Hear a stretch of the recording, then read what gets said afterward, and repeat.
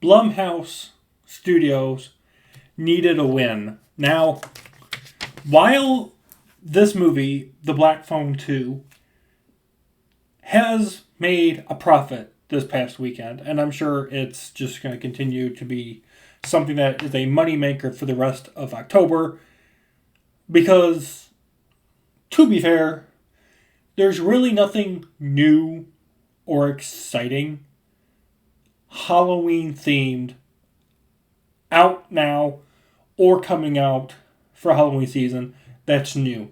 A lot of movie theaters, including the ones near me, are just doing reruns of like the original Halloween or, Nightmare Before Christmas, things of that nature. Nothing is new. And Blumhouse Studios, they needed a win this year because Megan 2.0 was a travesty.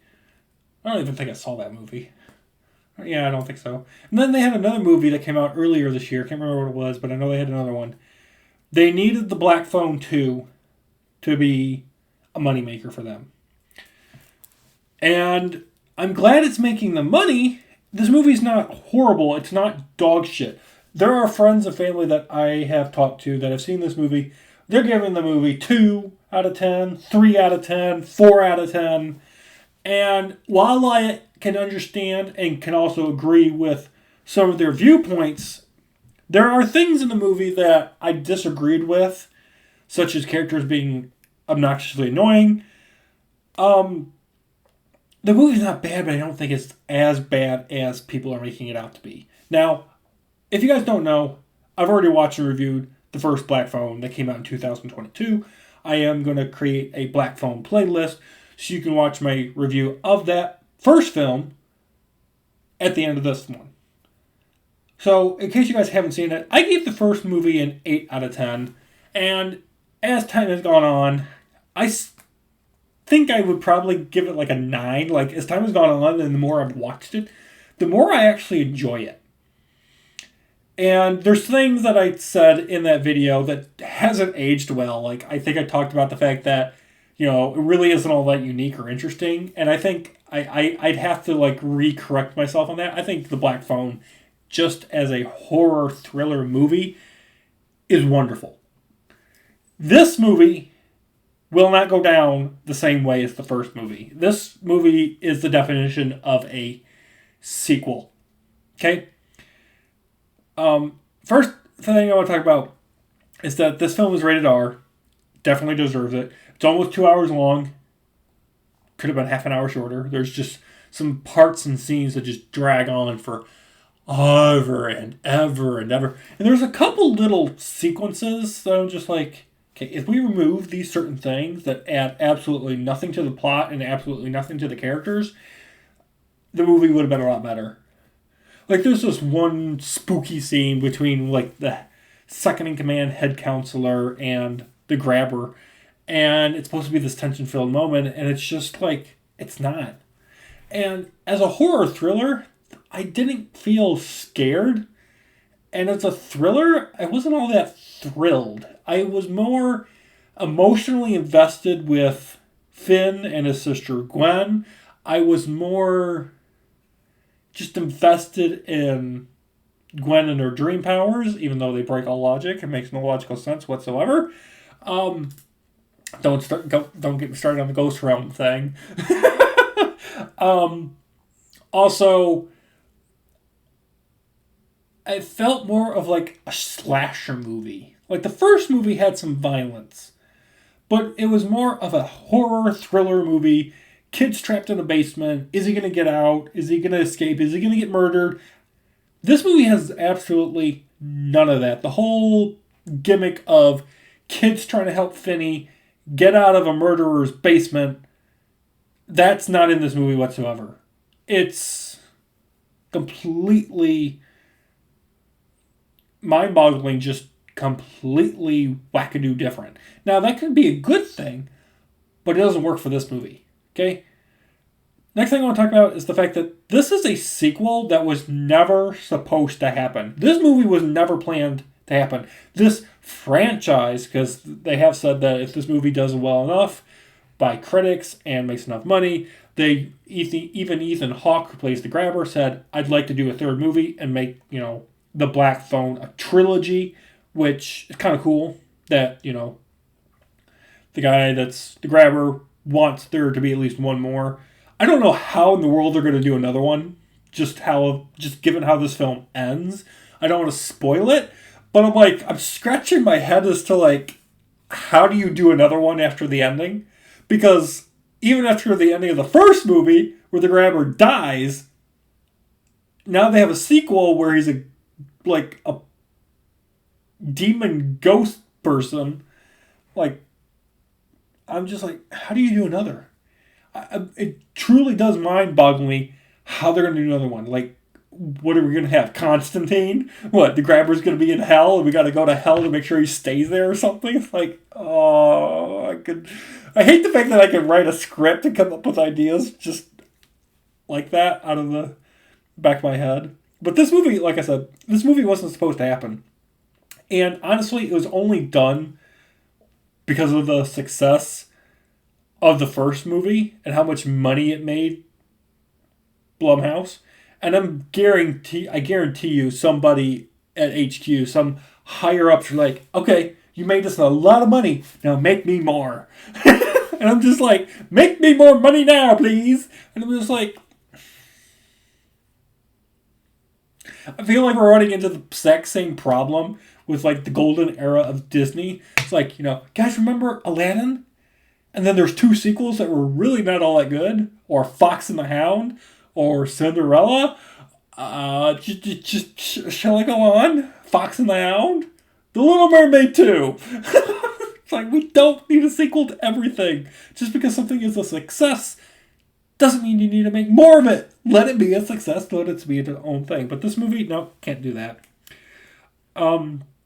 Next, I want to talk about the fact that this movie is generic. Okay?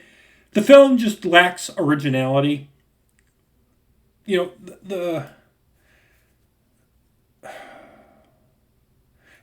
I said, the whole unique aspect of children that have been murdered by the grabber and are trying to help Finney escape and live and escape the basement of the Grabber.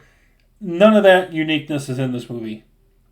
Instead, the film tackles Finney and his current hurts, his trauma, his PTSD. And it does, it spends some time on that. It doesn't go too deep in it. I know it kind of would have gone a lot farther, focused on it more. And I kind of was shocked that they didn't do anything with Finn. He doesn't do anything except I guess have the ability to hear black phones ringing when they're being used by the dead. I guess that's his superpower. Maybe I feel like they didn't know what to do with his character because the focus is clearly spent on his sister Gwen and her ability to use her dream powers to see the past and also see the future. And then she can also go, and when she's in this dream state, I guess it's like a ghost realm. So it's almost like purgatory. She's in this purgatory realm. So she's able to see the dead that haven't gone to heaven or hell yet. And she can interact with it. And so the film just spends a lot of time on that. And her using her powers to try to save lives from being murdered. She uses her gift to, try to figure out where these kids are buried because they haven't been, put to rest. The movie is just a jumbled mess. There's a lot of blood, there's a lot of violence. The movie is just a combination of Friday the 13th, where, teenagers, they go to investigate some sort of spooky and deadly cabin in the middle of nowhere. And, kids died there before, don't know why or how. They're going there to investigate. It's a big open complex kind of thing. So you got that going. And then you've also got the whole Nightmare on Elm Street where the grabber is basically Freddy Krueger. And even though the grabber's dead, he's more powerful than ever. And, he could injure you and kill you in the dream state. And if he does injure or kill you in the dream state, he can injure/kill you in reality. So when Gwen is in her dream state and she's getting sliced and diced and burned and injured and tossed around in the dream state, it's happening in the real world as if though she's, sleepwalking or she's fighting for her life, like there's some sort of imaginary person pinning her down or, smacking her against the side of a wall. And I'm just like, I've seen this before. Now, if you've never seen A Nightmare on Elm Street or never seen Friday the 13th, and you just watch this movie, I think you might enjoy it more, but I'm telling you, this film just lacks originality and uniqueness. Last thing I want to talk about when it comes to this film is the emotion. Okay? This film, it takes a lot for me. I'm in my mid-30s. It takes a lot for me as a guy in my mid-30s to cry. Okay? This film got me to cry twice. I don't know how in the world you make a horror thriller slasher movie and you get me, a grown man, to cry twice. Okay? I shed a tear twice. The emotional finale where Finn and Gwen and their dad learn that their mother didn't commit suicide and was actually murdered by the grabber because she figured out that the grabber, he actually does have a name, I can't remember what it is in the movie, but she figured out that it was him committing the murders of local kids and also those campers. And so the grabber ended up murdering her, making it look like a suicide. And so you get the emotional, thing where because Finn and Gwen know, they work together to literally beat the shit out of the grabber. Not only to save Gwen, because the grabber wants to kill Gwen for revenge against the fact that Finn killed him, but Gwen and Finn, they work together and they're like, okay, you murdered our mama? We're going to beat the shit out of you now. I'm just like, it made me cry, but I was also like, yeah, don't mess with my mama. I'm gonna kick the shit out of you. I'm gonna kill you. I'm not gonna make you think you were dead. I'm going to kill you. And then at the end of the movie, there's another emotional scene where Gwen gets to talk using a black phone. She gets to talk to her mom, it's implied that she's in heaven. And that whole scene was just super emotional. So those moments, there's moments in this movie that are really well done.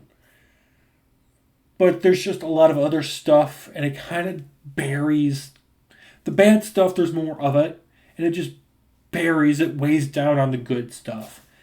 It's 60-40. It's 60 bad, 40 good. And if they ever do a third film in 2-3 years' time, they kind of probably should do it in like 2, considering the age of the actors. And Ethan Hawke is not getting any younger. If they do a third one, great. I just hope it's better than this one. I'm not expecting it to be better than the first. I thought the first film was a good movie. This one's decent enough. If they never do a third, I'll be okay, because this one does do a good enough conclusion. Again, for the story and characters. So I'm going to give The Black Phone 2 here from 2025 a 6 out of 10. You guys are welcome to disagree or agree with me in the comments down below. Have a wonderful day. Have a great Halloween season, guys. I don't know if I'm going to review another Halloween-like movie, but if I do, it'll pop up here, so make sure you guys are subscribed and you guys hit that bell notification button. Select all for all notifications. Alright, that's going to do it for the video. Have a good day. Peace out.